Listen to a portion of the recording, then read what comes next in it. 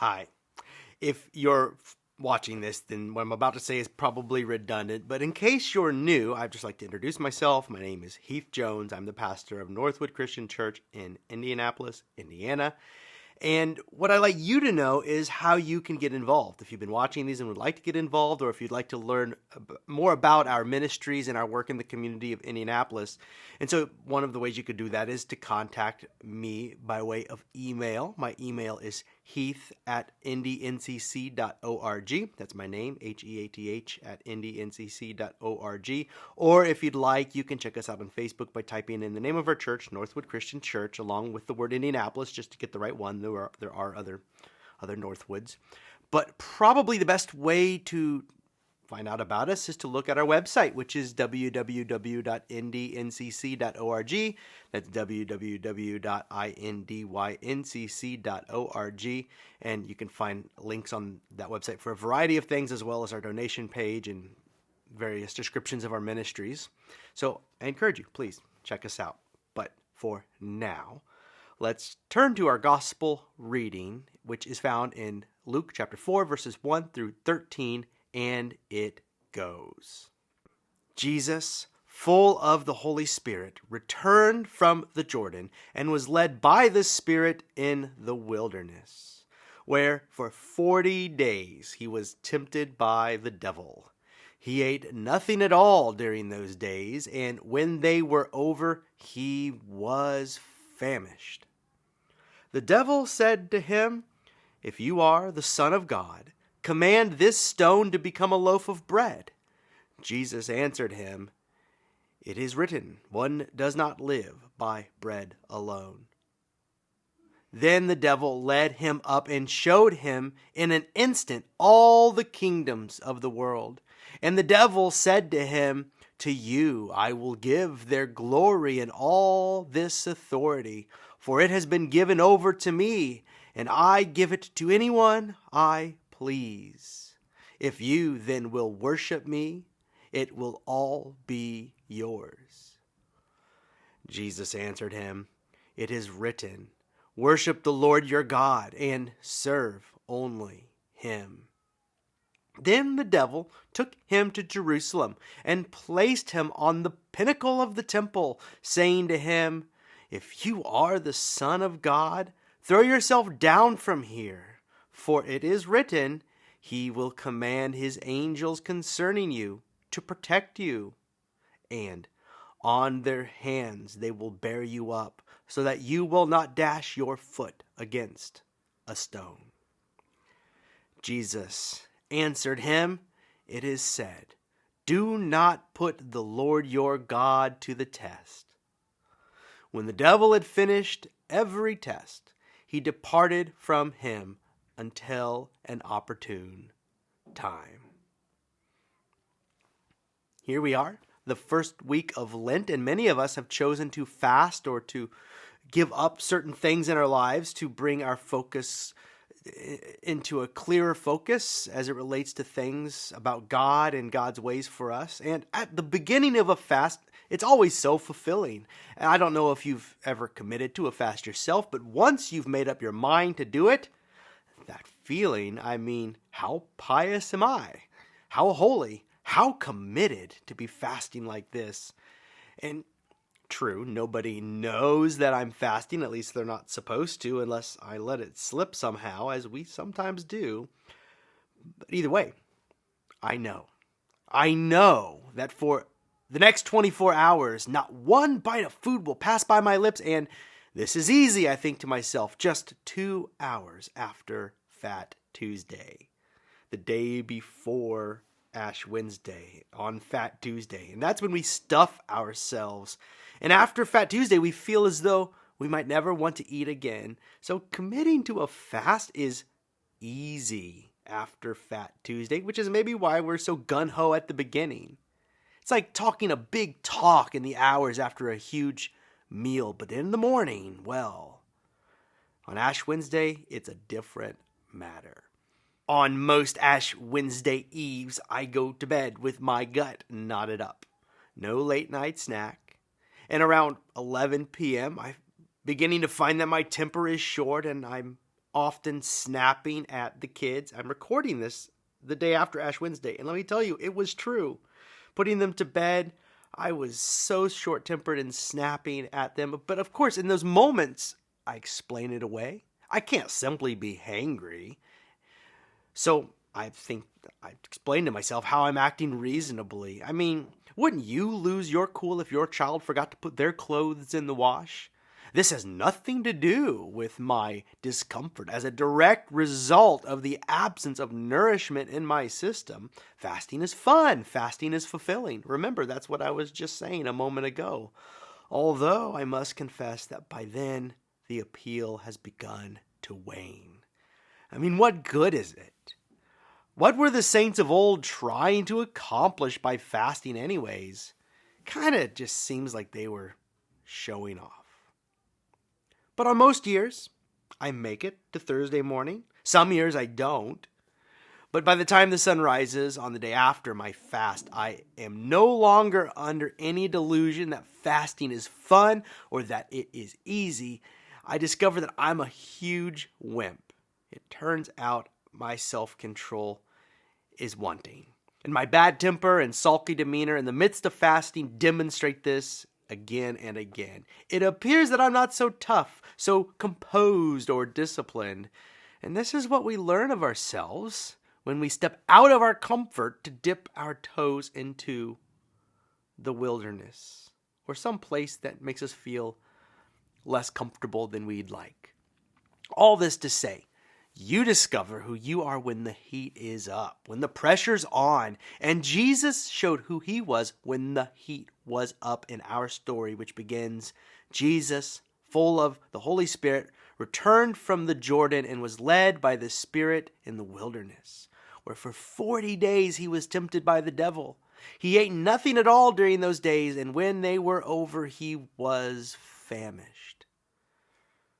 This is no 24-hour fast. This is a matter of life and death. So of course the devil would find him at moments like these when he was at his worst. The 40 days of Jesus' journey into the wilderness parallel many others who went through similar things and took on similar fasts. Moses and Elijah are specifically mentioned in the scriptures as those who fasted for 40 days. Moses on the mountaintop when he received the 10 commandments, fasting the whole while. Likewise, the prophet Elijah spent 40 days fasting as he waited on the mountain at Horeb to receive a word from God. Those are long hours. Imagine it. 40 days of hunger and silence. And I get cranky with just 10 hours of this. But Elijah's time on the mountain echoes the lives of so many others who have waited on God in silent desperation. Noah's boat in the great flood was deluged by water for 40 days and 40 nights, tossed in the waves, no end in sight. Let's not forget the 40 years the Israelites wandered in the desert waiting for the time to arrive when they might finally enter into the promised land. By the time Jesus arrived on the scene, the number 40 carried great significance in the life of his people. 40 represented that indeterminate time of trial when the people's mettle was tested, when they discovered who they were in the midst of hardship. During those moments, prophets and common people alike were faced with various struggles and temptations, and their responses to these struggles and temptations mirror our own. Sometimes we fail, sometimes we succeed. Sometimes we snap at the kids, sometimes we maintain an inner calm. When we are in the wildernesses of life, both literally and figuratively, when the heat is up and we are feeling the pressure, we not only discover who we are, but where our trust is anchored. You may know the story about when Moses was up on the mountain receiving the 10 commandments, and the people were down below waiting out the 40 days in their own turn. They were waiting 40 days, and they grew restless, and then they asked Moses' brother Aaron to forge a golden calf, an idol, towards which they would direct their attention and their worship. And then their trust in God was momentarily supplanted.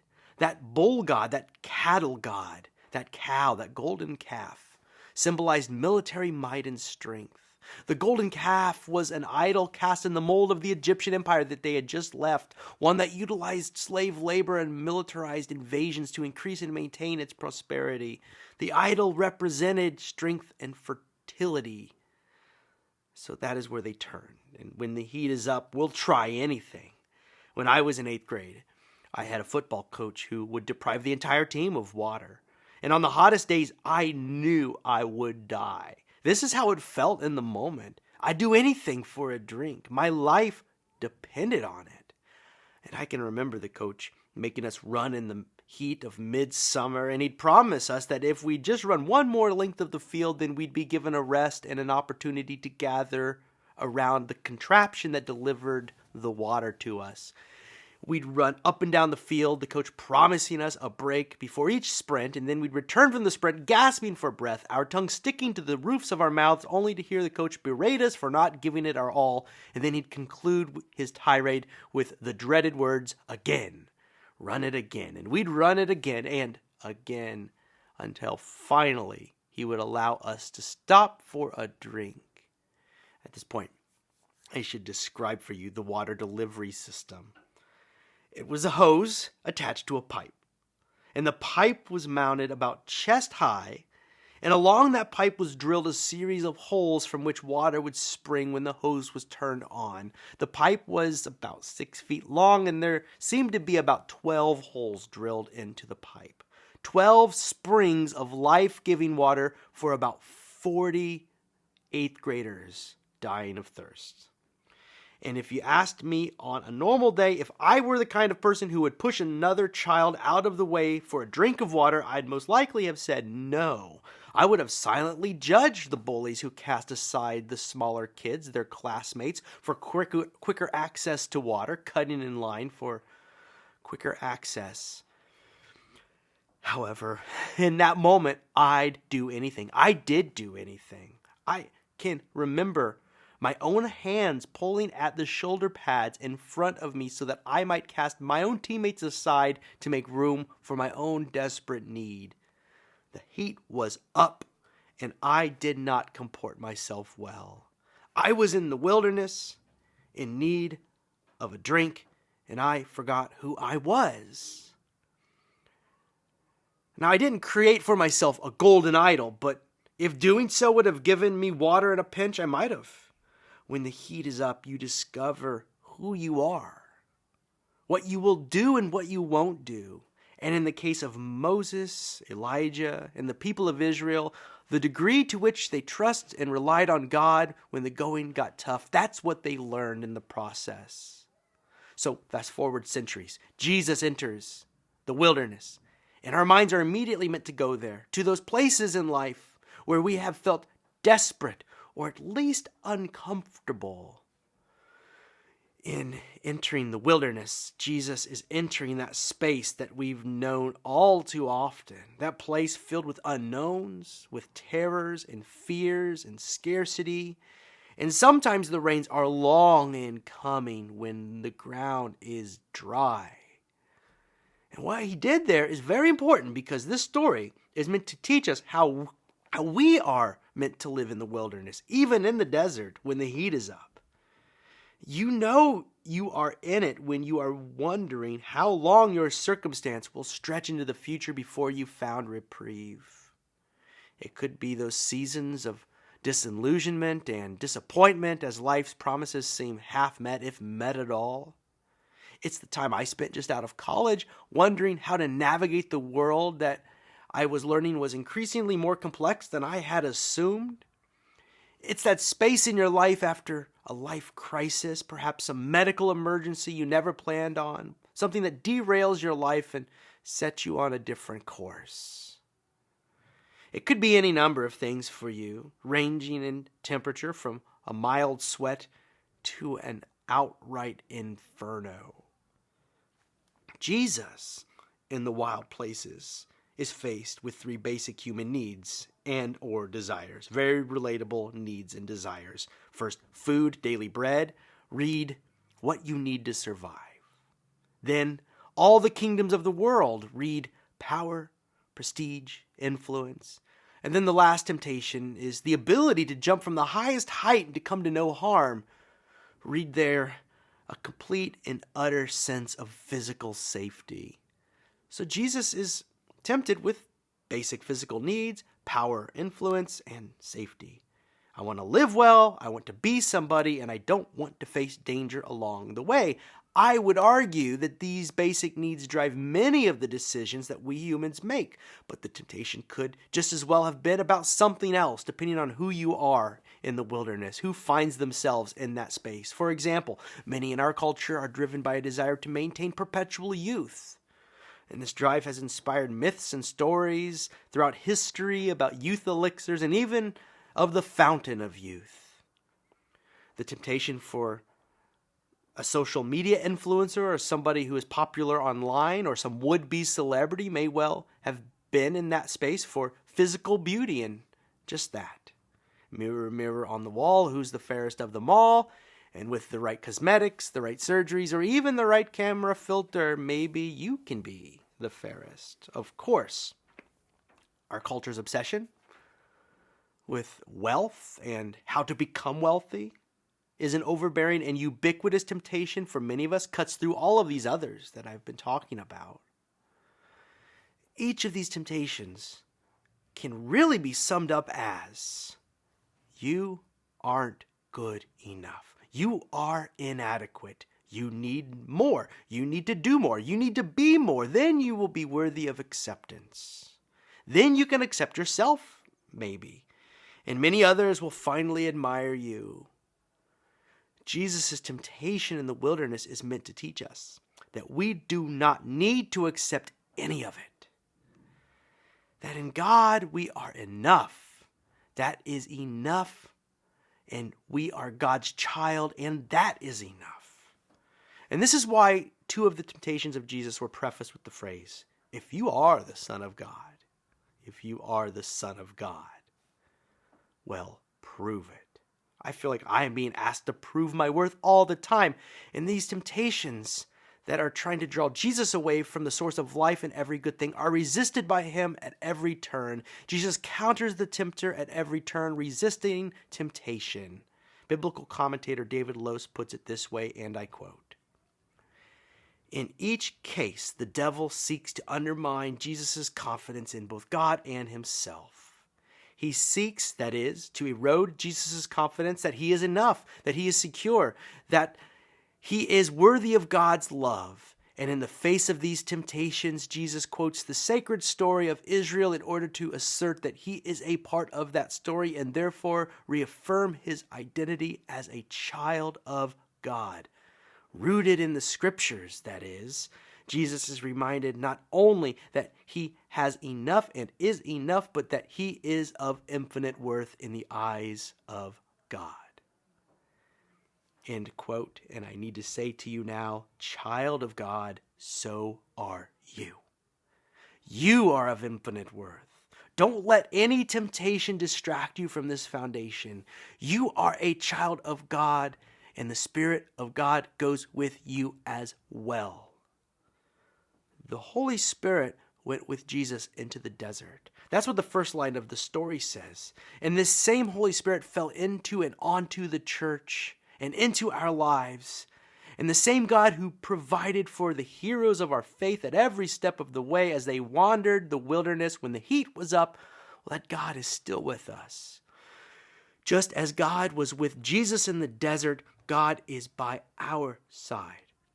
Which means that the God who fed and watered the people and the animals in the wilderness is leading us still.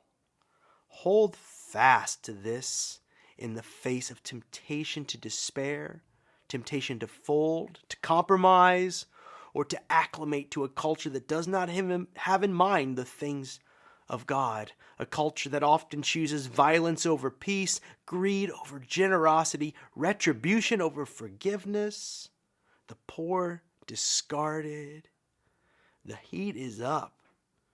Church, welcome to the wilderness, and here we are, right along with Jesus. Christians, disciples of Jesus, we are faced with many temptations, now and in every age. Temptations towards corrupt power are obvious everywhere. Temptations towards safety when courage is called for, everywhere. Temptations to obtain our daily bread in unethical ways are everywhere. Temptations across the board. But the good news is that God's Spirit is with us, even here, even now, and definitely when the heat is up. When we are faced with temptations, we have been empowered to behave as Jesus did, rejecting these lures to power, prestige, wealth, and safety at the expense of our integrity, or more importantly, at the expense of our relationship with God.